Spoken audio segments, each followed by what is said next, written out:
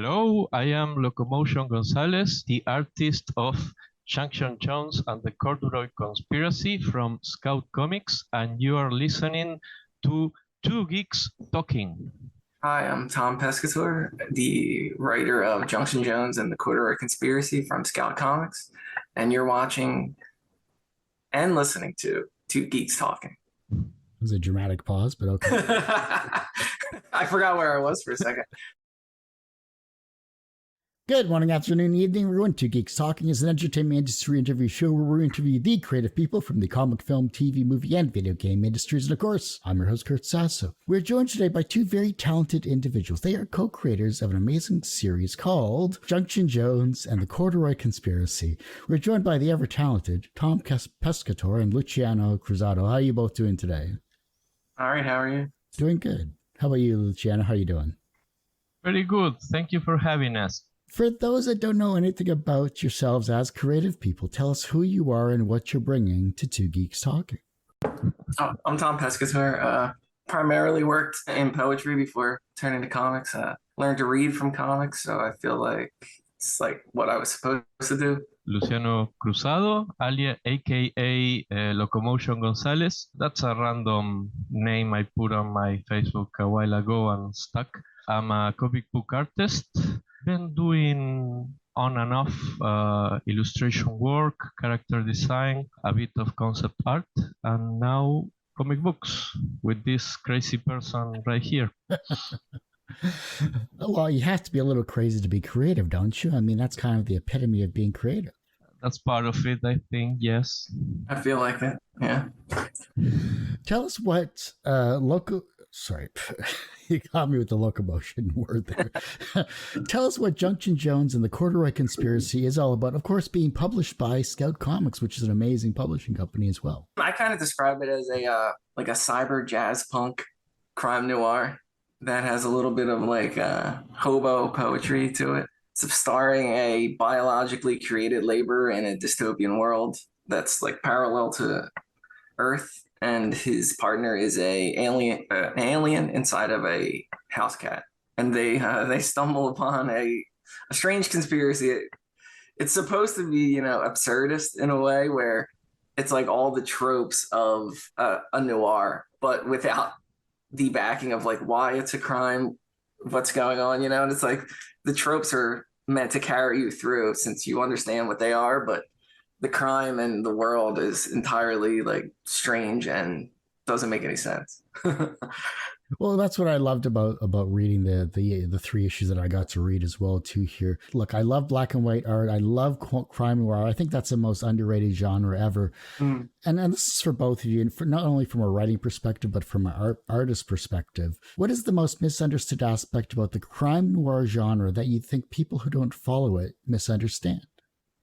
For me, I think that it's like purely genre fiction. You have to like or be interested in like procedural crime kind of stuff to follow it or to be interested in it. How about from an artistic perspective, Luciano? How is the crime genre misunderstood maybe in the art world? Well, I never followed that genre closely. I'm more into science fiction, so I don't have a satisfactory answer for that. What it called my attention is that it was all very natural for me, the fact that I had to do it in black and white. A lot of people, when they saw the comic book, they saw, oh yeah, this fits of a lot of noir art, and this guy has watched a lot of noir movies. I didn't. I just had to solve the pages in black and white. The same way, I guess, those filmmakers had to solve their shoots in black and white, and the rest of it is just composition and the flow of the story. So I think there's a bunch of cliches or formulas that people associate with the genre, and I think most of it is just basic storytelling. You tell what you need to tell, you go with the ambience that you need to create, and the rest is the story tells itself. The one thing I love looking at when I look at a brand new comic, at least for myself, especially black and white, black and white, you can't hide behind color. I think that is the true epitome of being an artist. Finding a clean line or getting that clean line when you're trying to put together a character and things like that sometimes is more satisfying than putting together the background artwork in the panel. Yes, so, it is. As an artist yourself, then, how does black and white improve yourself as an artist, and how does it hinder you sometimes? Well, I think limitation it's always more interesting from the creative standpoint that an abundance of resources, because it forces you to solve certain narrative and graphic problems with just a few elements. So that forces you to be creative with what you have. I also create even extra limitations for myself, like, okay, I'm only going to use 3 or 4 shades of gray at most, and I try to get the page solved. One of the first rules was the page needs to be readable just with the line work and the black spotting. And then I only have 2 or 3 shades of gray to solve the rest of the composition. That kind of limitation, I think it always helps you to improve, helps you focus on what's important and not overdone it, and keep the page clean and clear. Yeah. What was the initial idea that you're like, I have to write this on the page or else I'm going to forget it?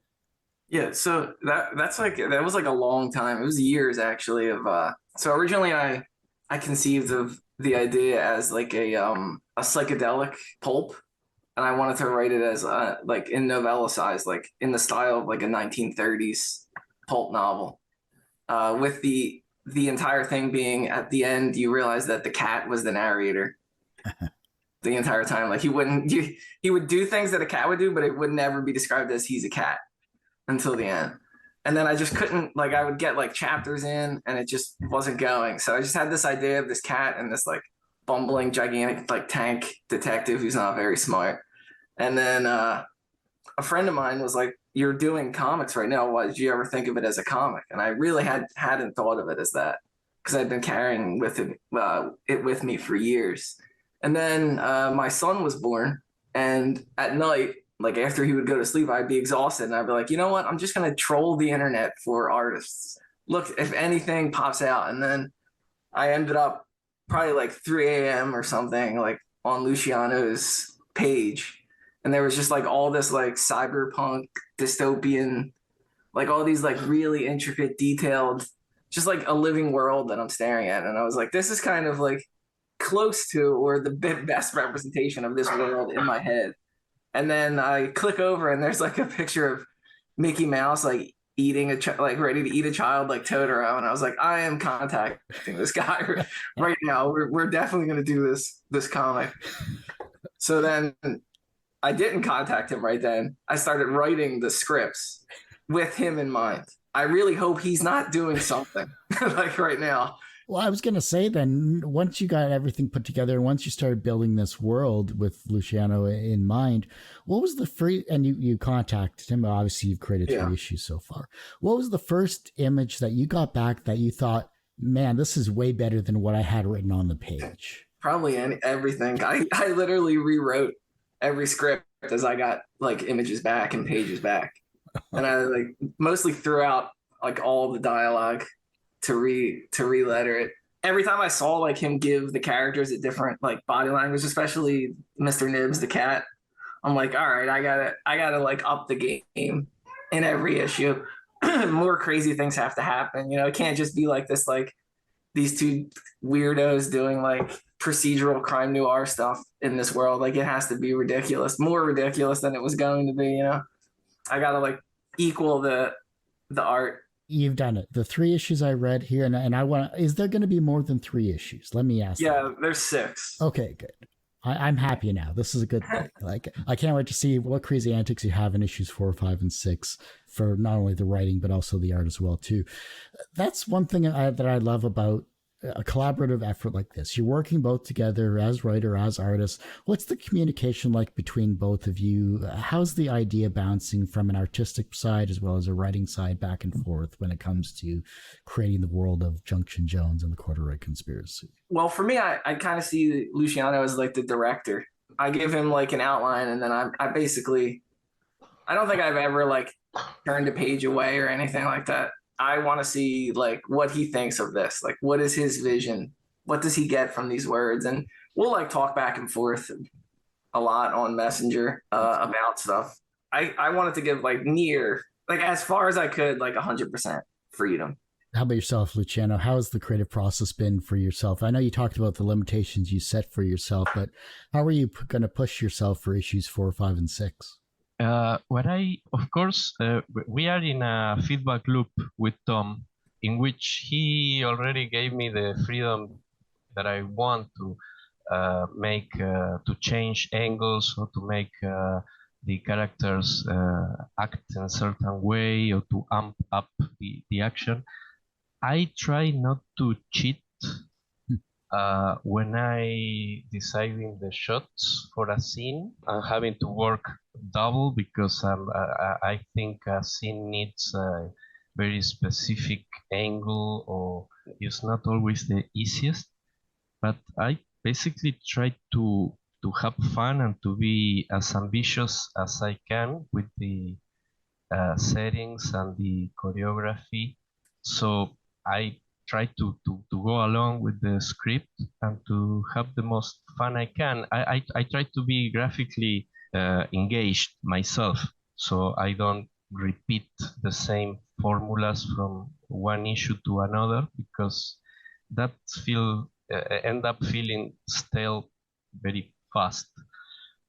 So I try to, I don't know, create little goals for each issue or for each page sometimes, so I don't get bored.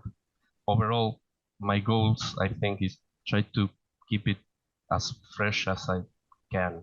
Because if the artist is bored, then there's not much you can do about that. I mean, yeah, luckily the script is always fun to make, because I don't know, there's so much bullshit going on, and I can go crazy. So how did you come in contact with Scout Comics, and how have they helped you from a comic publishing perspective?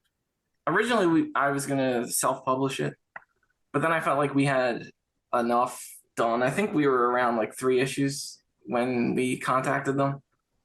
I think we had one done, and was it one done? Yeah, I guess one done and a little. Issue 2 was in process. Yeah.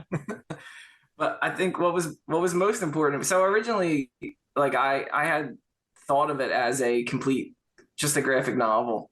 So if you notice, like at the end, there's all that like meta text, and things like that, which in itself is like 3 separate stories that relate to the larger story going on. It's kind of like building evidence. You get to like see the evidence, and there's actual narratives like within it.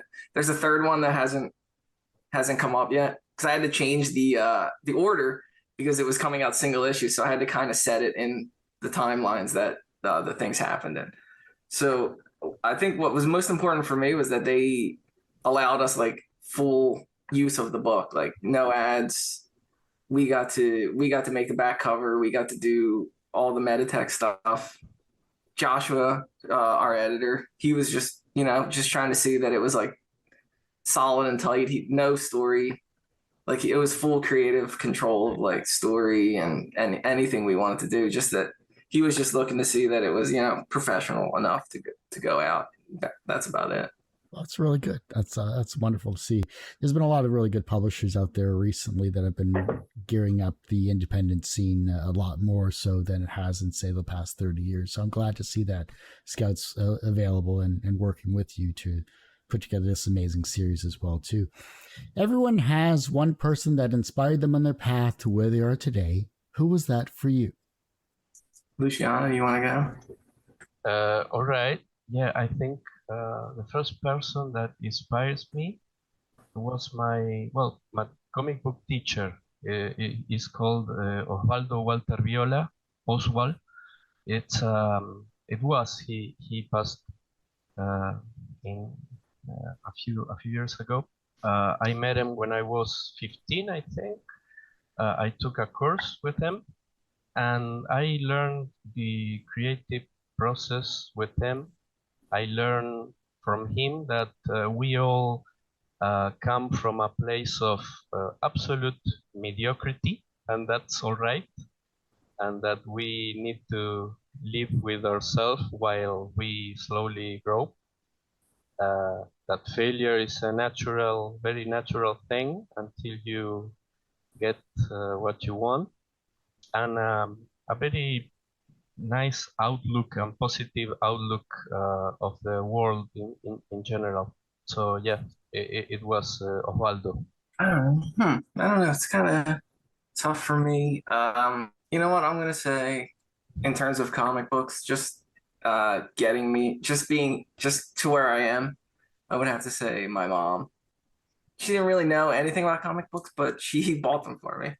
You know, she took me to the comic store. My dad too. Just I learned to read from comics at like a really young age. I would like pretend that I would like memorize entire comic books and read them to people until I could actually read them. And I don't recall, I have no prior memories to before I was reading comic books. Just for someone to be like, okay, this kid is 2-year-old is reaching out for comic books at a supermarket or whatever, I'll buy them. From a professional standpoint, you're both very talented writer and artist team, but also you're a writer and artist separately in your own right. And professionally, you have both come together to create Junction Jones and the Corduroy Conspiracy, and it is being published by Scout Comics. So professionally, you're successful in that regard. Do you consider yourselves personally successful? Yeah, I don't even I don't know how to answer that one. I guess I'm doing what I want to do, you know. So I do. And that's been I feel like that's been my creative career, at least in poetry. I worked in poetry for probably like 13 years or something, you know. And I guess success in that is just forcing people to read your self-printed chapbooks or small poetry collections you get. So I would say that I do feel like it, you know, just being able to see the book and work with Luciano and the other people that I've worked with, I do. Yeah, I feel absolutely successful, no doubt about it, because I get away with living off what I really like, and I kind of live a very simple life, but I live it on my own terms. So yeah, no doubt I feel successful. The reverse of success is failure. How do you deal with your failures? I'm all right with failure. I think it's part of it. There's partial failure and there's total failure. I don't think total failure exists unless you stop trying. Let's say I'm okay with partial failure, and total failure is not an option because I'm not going to stop trying to do what I want to do. Yeah, I feel like I'm like failing forward, you know, just like I've decided this is what I want to do with my life, and you know, you're obviously not going to hit everything or anything, you know, but to be able to look back and see the you know volume of things you've created and the people that you've created stuff with is like, you know, I couldn't really call it failure even if nobody reads it, you know. Yeah.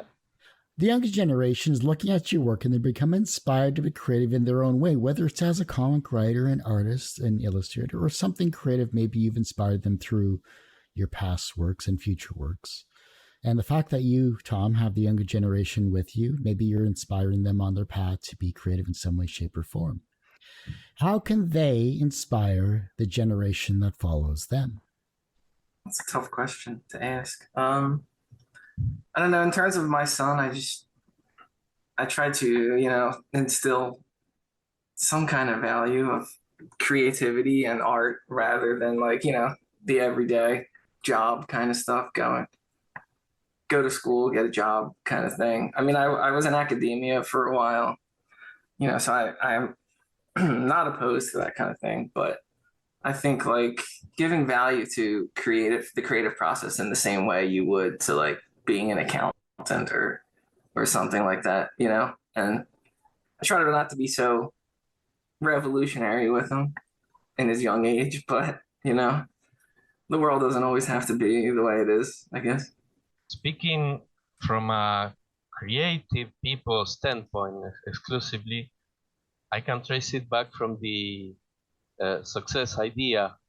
I think the creative people can be very susceptible to the preconceived notions of failure and success.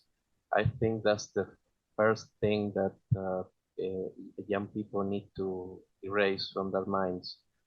They need to be true to themselves, and I think one of the most inspiring idea that you can get from any creator is the idea that no one, or maybe very few cases, are people that are immensely talented, naturally gifted, that the basis of your work is that you love it.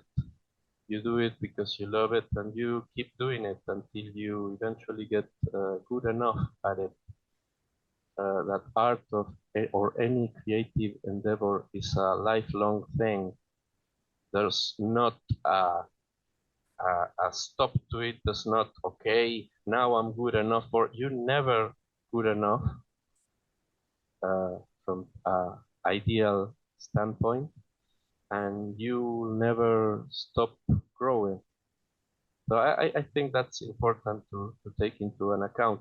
You go your own way, and eventually you'll be good enough for some market, you'll be good enough to get jobs, but that's not your problem. That's other people's problem, that's a market problem, that's an editor's problem.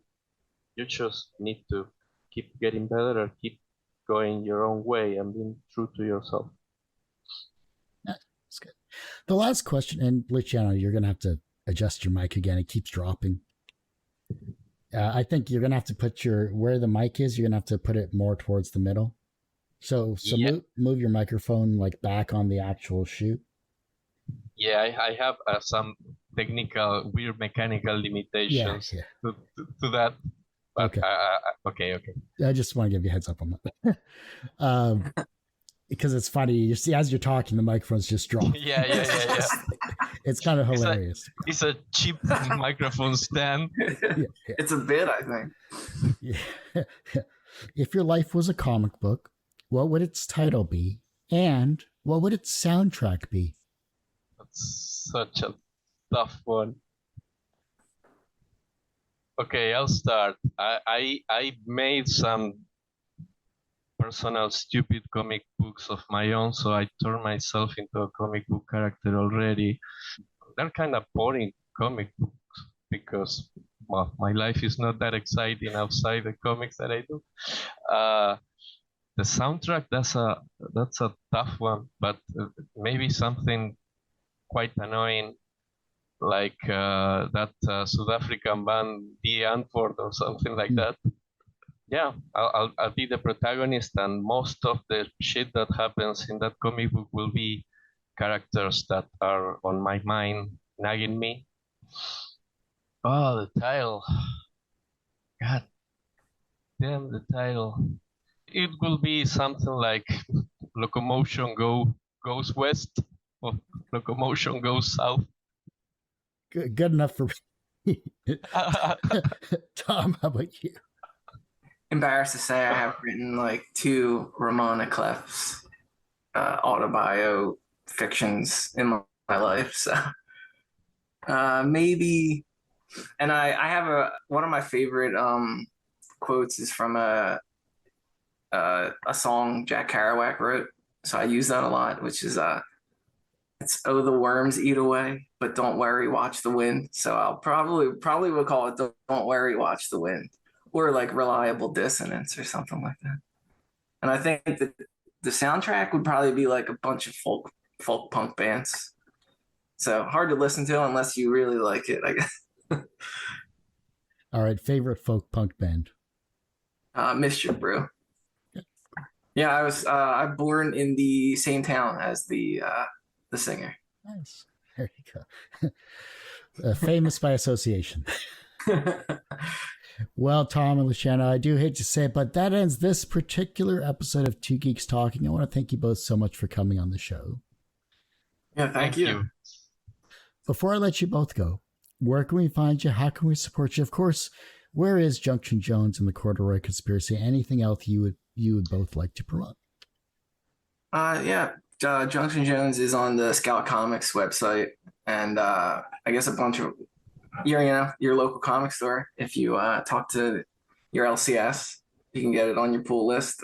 Third issue is coming soon, and I am mostly just on Instagram, TC Pesky.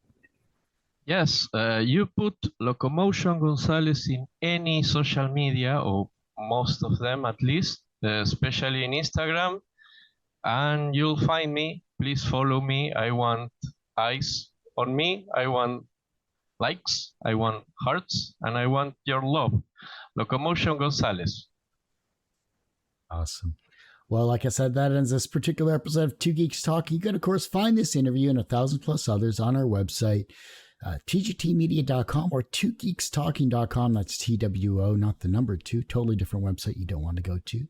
Website is going through a revamp, which is because I'm only one person. So go to our YouTube channel, which is definitely always updated, youtube.com/TGTmedia. The podcast is back after 12 or so years. You can find that at twogeekstalking.podbean.com or just search for Two Geeks Talking wherever you get your podcasts. And as I say every week, everyone has a story to tell. It's up to me to help bring that out. Thanks for listening and watching on Two Geeks Talking.